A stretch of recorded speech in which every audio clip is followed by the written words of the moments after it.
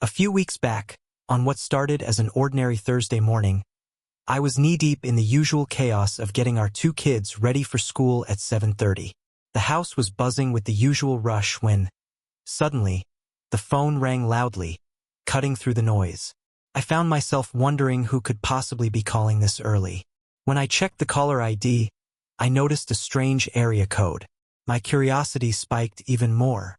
"Hello," I answered, trying to mask my caution. To my surprise, it was Emily, my wife, on the other end of the line. I couldn't help but think it was odd that she was calling. We had just spoken the night before. Emily works at a small marketing firm, and her sudden call immediately had me on alert. While I stay home with the kids and work remotely, she's usually out and about working for a printing company in town. Despite our different routines, we made it work and lived comfortably. We had a nice suburban home with 4 bedrooms, a pool, and plenty of friends to call our own. But Emily's voice came through with a sense of urgency as she explained that, the previous night, while she was in the hotel lobby grabbing a newspaper, her purse had been stolen. "Can you cancel our credit cards right away and order new ones?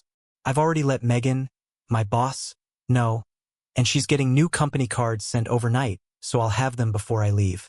She's also wiring me some money to get through the day," Emily said, sounding rattled.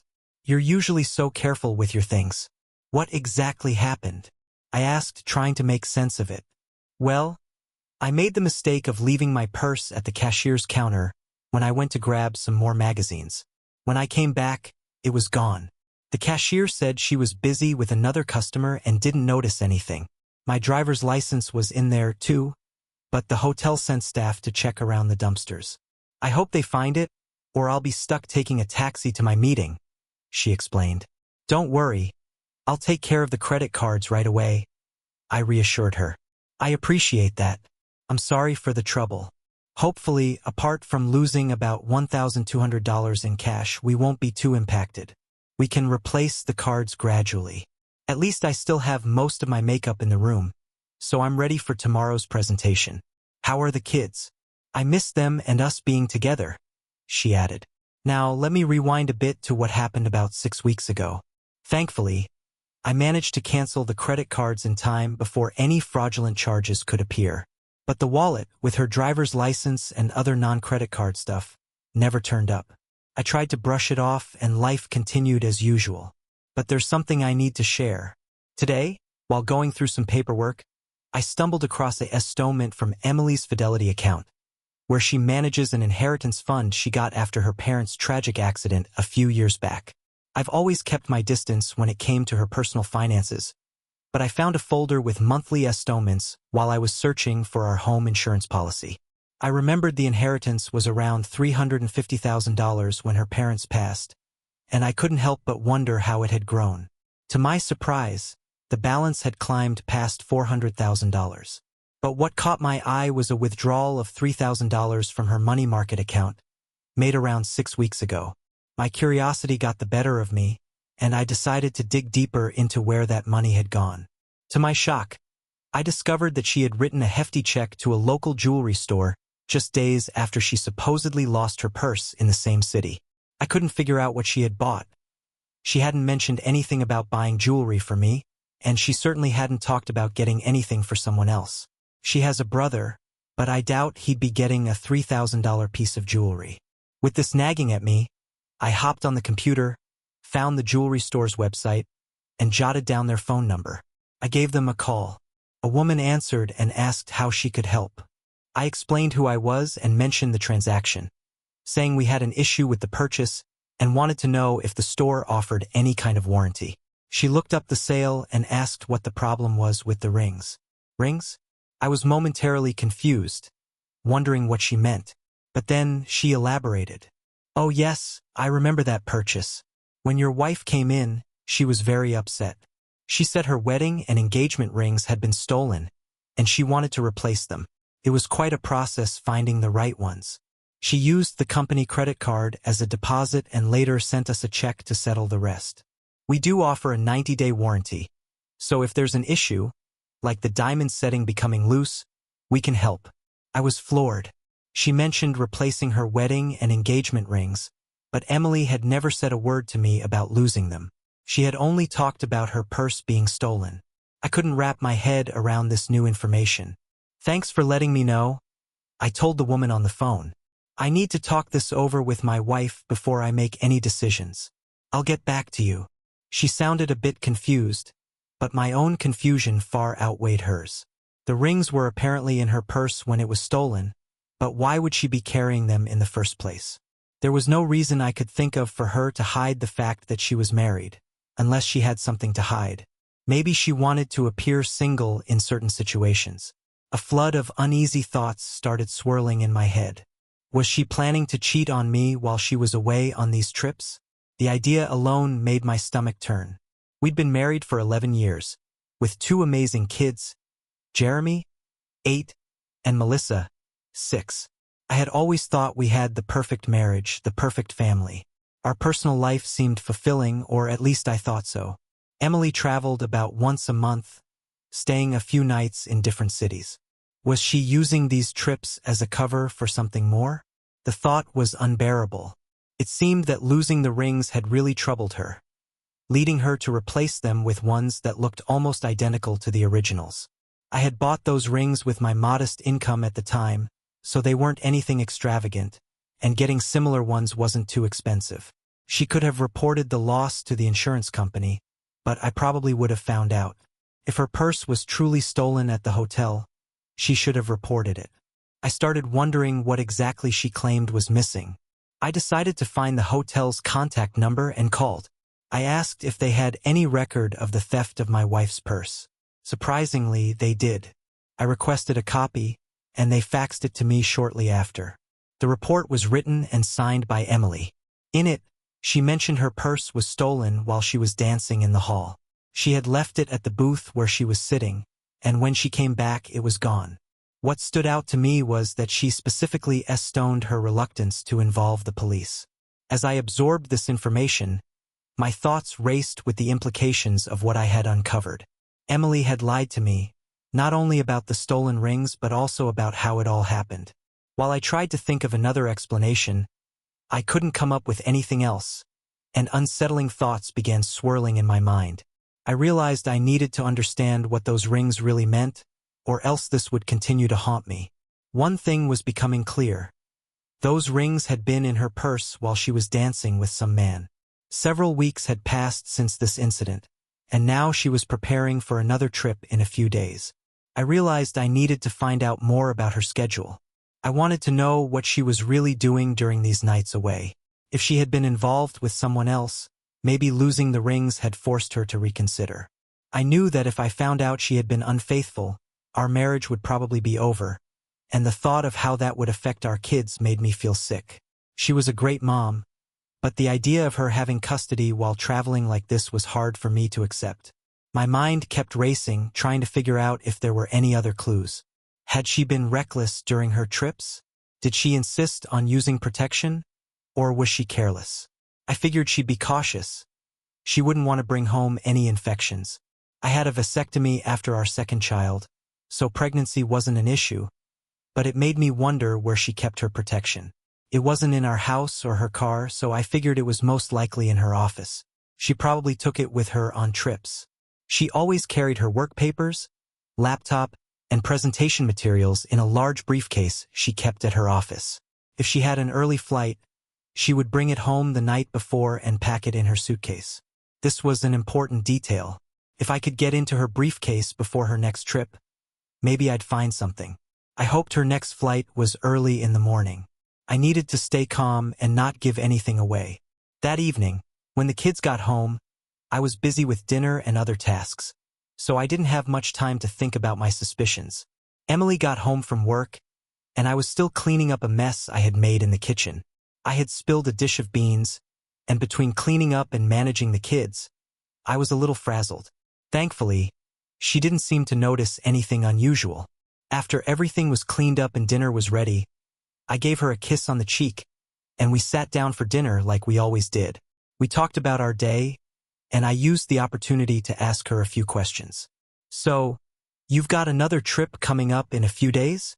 I asked casually. "Yeah," she said, not sounding very excited. Same old routine. I'm not looking forward to it. I decided to dig a little deeper. If you don't and Megan it, have you thought about applying for a different role? You've been with the company for a while now. I'm sure you could move into a new position. She shrugged and said she wanted more experience before making the switch to a desk job. But I pressed on. The kids and I miss you when you're gone, I said, trying to make her feel a little guilty. I know, I'm sorry, she replied, sounding sympathetic. I miss you guys too. I wasn't done yet. Where are you headed this time? Do you leave in the morning? Maybe we can spend some time together before you go, I asked, trying to sound casual, though my nerves were eating at me. She didn't seem to pick up on my tension. I'm just going to Denton. I'll be leaving at 7:30 in the morning, she said with a smile. I'll need something to look forward to when I get back on Friday, she added with a playful wink. I responded playfully too, trying to keep things light, and to my surprise, she blushed a little. Her mention of bringing her briefcase home the night before confirmed my earlier thought. She wouldn't be stopping by the office before heading to the airport. That briefcase would be at home, and that was my opportunity. As we continued our conversation, she didn't seem to suspect anything. Either she had nothing to hide, or she had become very good at covering her tracks.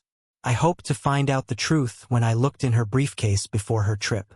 Emily returned home in high spirits. She parked her car next to mine in the garage, just like she always did, and seemed visibly excited. I couldn't help but wonder if her excitement was because of our earlier conversation, or if there was something else going on.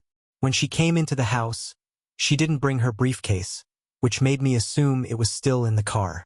I was busy getting dinner ready, so we sat down to eat. She casually asked me to grab her suitcase from the garage after we finished. Sure, I said, doing my best to sound casual. All set for your trip? I added, trying to keep things light. Oh yes, it's just a routine trip. My briefcase is in the car, ready to go. I'll just pack an overnight bag with the essentials, she said, sounding relaxed. Trying to keep the conversation normal, I asked, do you have any plans while you're away? No, just sticking to the usual routine with the kids during the week. Maybe we can plan something nice for the weekend, she said, sounding genuinely enthusiastic. Sounds good, I replied, feeling a bit unsettled but keeping my tone upbeat. After dinner, she helped me clear the table and load the dishwasher. Once we were done, she headed to the bedroom to pack, while I went to the garage to grab her suitcase. When I checked the car, I couldn't find the briefcase, which led me to believe it was in the trunk. Expecting this, I had already come up with a plan to get to it later that night. When I brought her suitcase to the bedroom, I asked casually, do you know where the car keys are? My tire seems to be losing air. I could take it to Tom's, and he can fix it up quickly. She looked a little confused for a moment, but then reached into her purse and handed me the keys. Why not just use the spare tire? That's what it's for, she suggested. Yeah, the spare's for emergencies, but we've got time to fix it properly. I think that's the better option, I replied firmly. I quickly headed back to the garage before she could change her mind. I drove her car out and headed to the station where Tom worked, an old friend of mine from school. I pulled up to one of the service bays and honked. Tom saw me and opened the door, letting me pull in before closing it behind me. What's going on, buddy? Tom asked, curious. My tire needs a little air, but I also needed some time to check something, I said, a bit cryptically. Sensing something wasn't right, Tom asked, trouble at home? Maybe, I admitted reluctantly, as I opened the trunk and retrieved Emily's briefcase. I set it on a nearby workbench and unlocked it. Tom, noticing a customer needed help, said, take your time, man. I've got a customer to deal with. I nodded, grateful for the privacy. He went back into the small shop while I carefully searched through the briefcase. I made sure not to disturb anything, meticulously checking every pocket. Then, to my shock, I found an open package of contraceptives with 3 missing. My heart sank, confirmed my worst fears. I carefully put everything back exactly as I had found it and locked the briefcase. I placed it back in the trunk just as Tom returned. Did you find what you were looking for? He asked with a concerned look. Yeah, unfortunately, I said, my voice heavy with disappointment. Can you check the tire pressure while I figure out what to do next? Tom nodded without asking more questions. He had always been a good friend, and I appreciated his discretion. While he checked the tire, I drove out of the bay and stopped at a nearby gas station. I filled the tank, thinking it might be one of the last times I'd do it for her.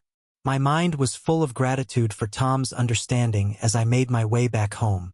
As I pulled into the garage, my thoughts grew darker, and the panic inside me started to swell, mixing with the anger and frustration. How could she betray me like this? Betray our family? With those emotions swirling, I knew I had to plan my next steps. I needed solid evidence of her infidelity if I was going to get custody of the kids. Despite everything, I acknowledged that she was a good mother, and the kids needed her in their lives. But my goal was to gain full custody. She'd have to explain to her brother and friends what led to our divorce. When I walked back into the house, I called out from the bedroom. All set? It was just a nail in the tire. Thanks, she replied from the bedroom, not making eye contact.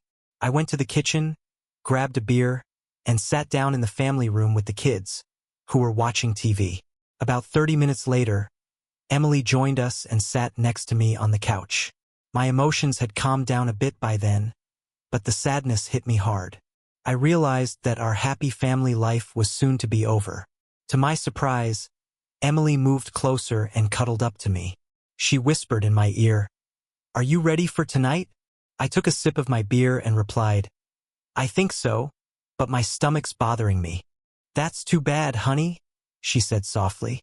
She leaned in and said, "I love you," while I instinctively put my arm around her. Despite the betrayal, there was still some affection between us, which made the situation even harder to understand. Why did she do it?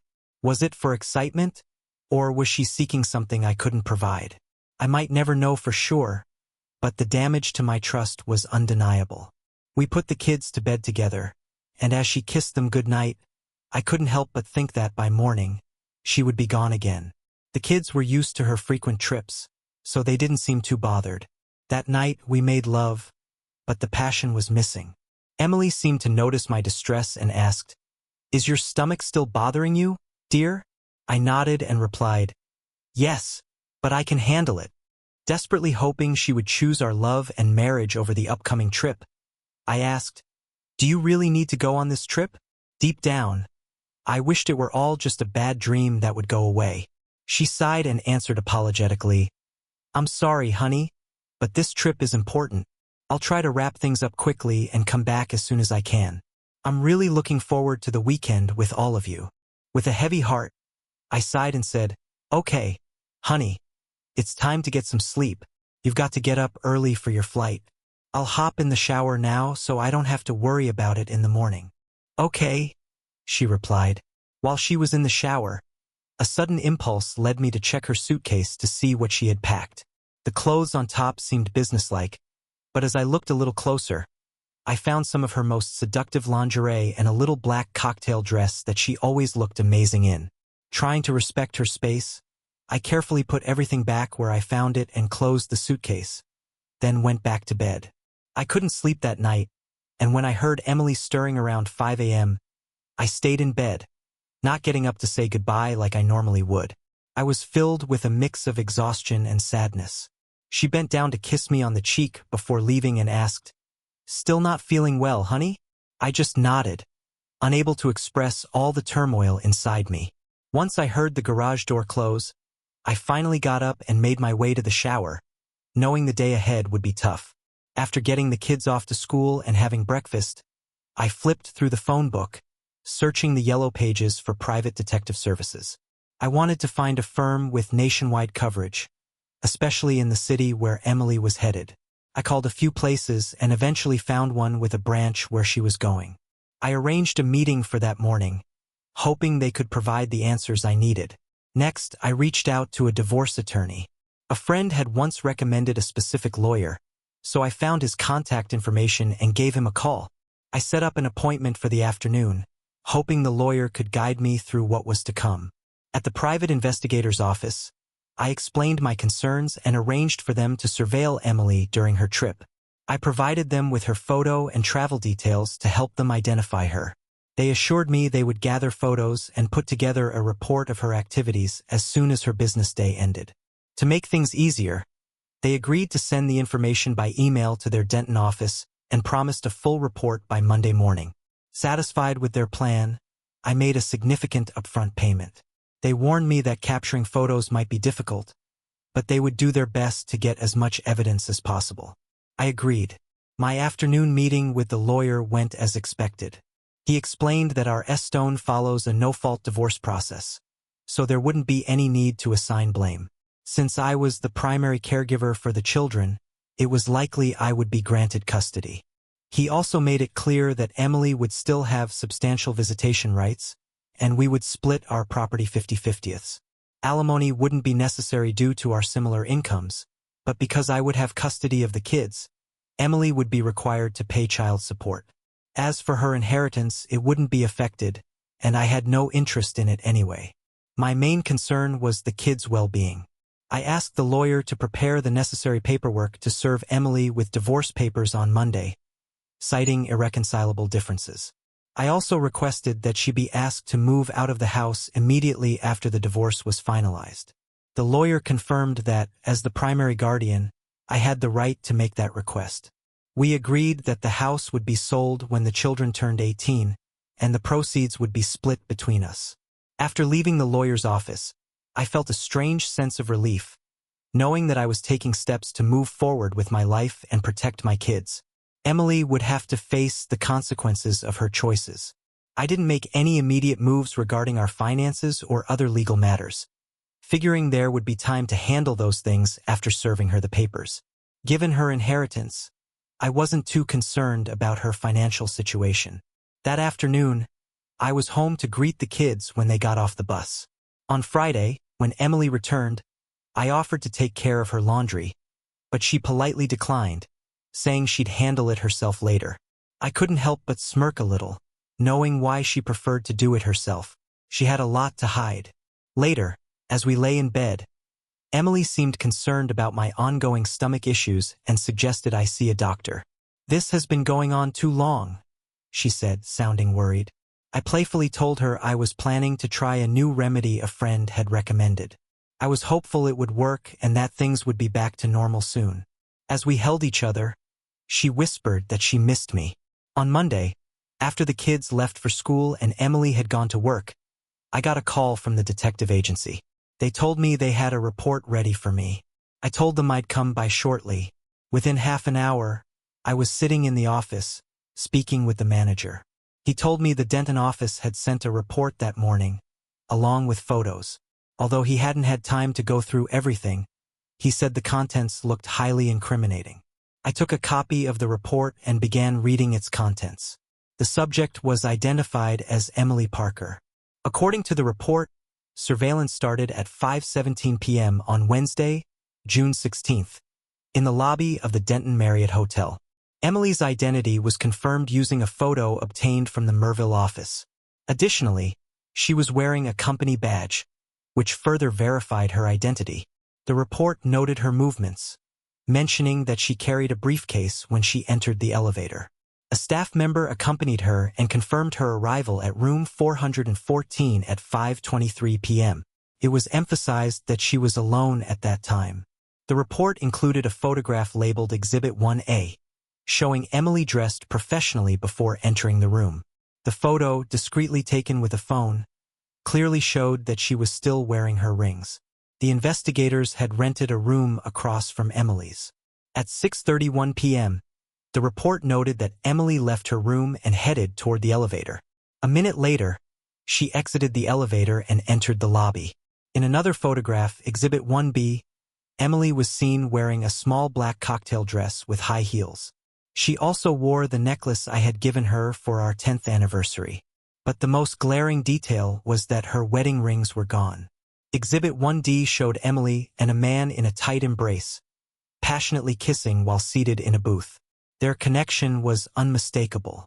At 8:51 p.m., both Emily and the man left the restaurant and took the elevator to her floor. Exhibit 1E captured them entering her room, with Emily looking slightly intoxicated but clearly pleased. At 11:13 p.m., the man left her room and exited the hotel. His car was registered to David M. Stone, who lived at 1424 Elia Drive in Denton. David Stone was married and had 2 young children. As I read more, the report revealed that Emily repeated the same behavior the next night with another man. The investigator from Denton signed the report, and it became clear that Emily was living a double life while she was away.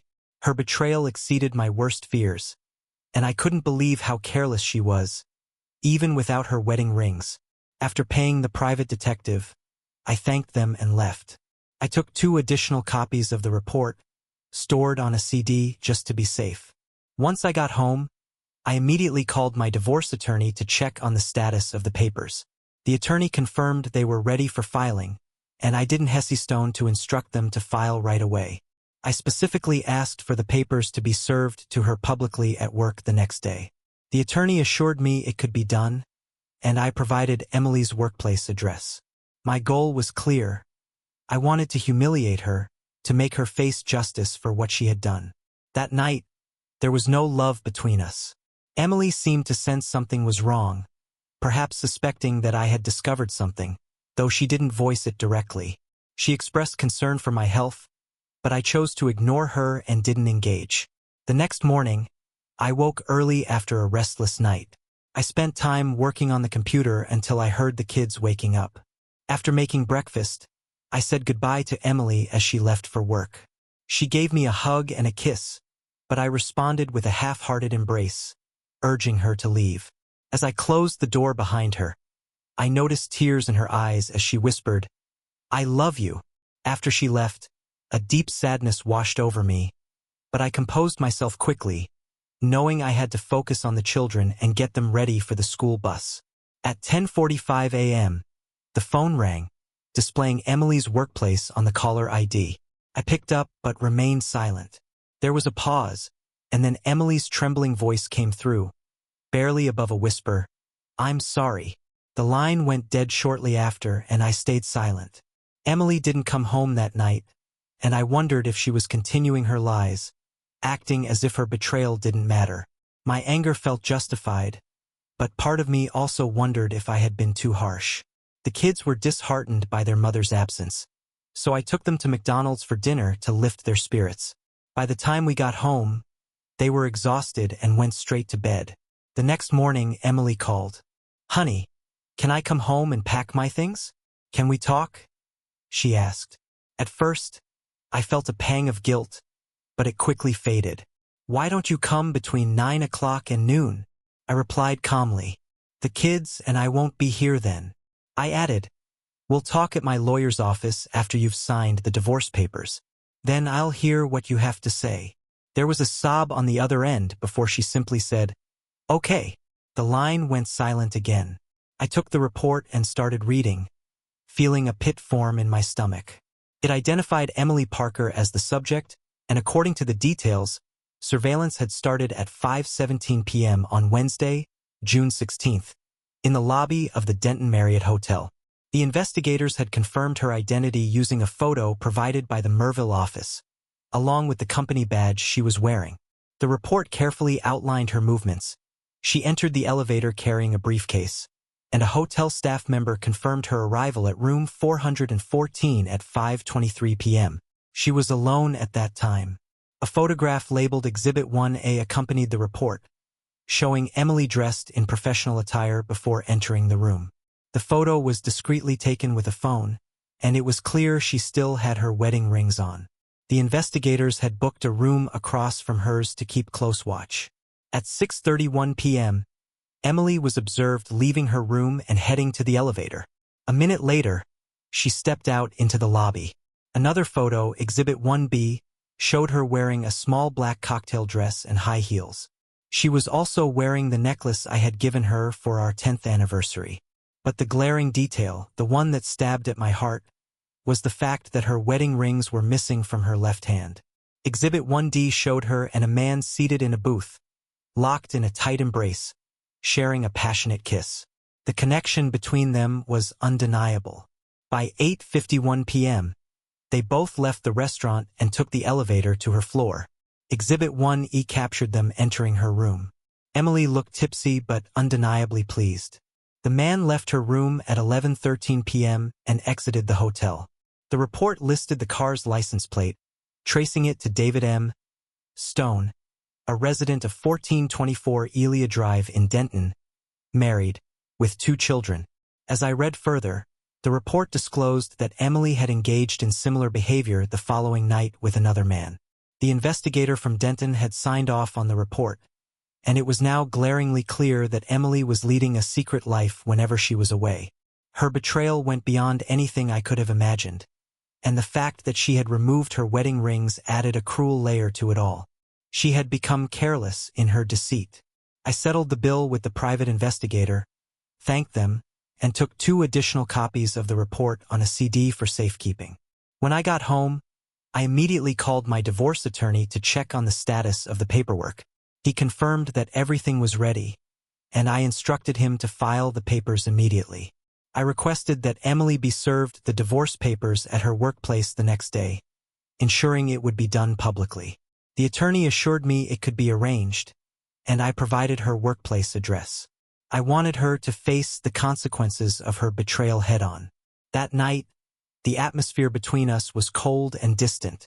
Emily seemed to pick up on my tension, perhaps suspecting that something was wrong, but she didn't say anything directly. She made a half-hearted attempt to ask about my health, but I brushed it off. I had no desire to engage. The next morning, I woke early after a restless night. I kept myself busy on the computer, trying to distract my thoughts until I heard the kids stirring. After making them breakfast, I said goodbye to Emily as she left for work. She hugged me and kissed me, but I barely responded, giving her a half-hearted hug. I nudged her to leave quickly. As she walked out the door, I noticed tears in her eyes as she whispered, "I love you." Her words felt hollow. After she left, sadness swept over me, but I shook it off. I needed to focus on the kids and get them ready for the school day. At 10:45 a.m., the phone rang, interrupting the quiet. The caller ID showed Emily's workplace. I picked up but didn't say anything. There was a brief pause before I heard her trembling voice, barely above a whisper, "I'm sorry." The line went dead a moment later, and I remained silent. Emily didn't come home that night, and I couldn't help but wonder if she was still playing her deceitful game, pretending like none of this mattered. My anger felt justified, but a small part of me wondered if I had gone too far. The kids were disappointed by her absence, so I took them to McDonald's for dinner to lift their spirits. When we got back, they were tired and went straight to bed. The next morning, Emily called. "Honey, can I come home and pack my things? Can we talk?" she asked, her voice shaky. For a moment, I felt a pang of guilt, but it quickly disappeared. "Why don't you come between 9 o'clock and noon?" I said calmly. "The kids and I won't be here then." I added, "We'll talk at my lawyer's office after you've signed the divorce papers. Then I'll listen to whatever you have to say." There was a sob on the other end before she simply muttered, "Okay." Then the line went silent again.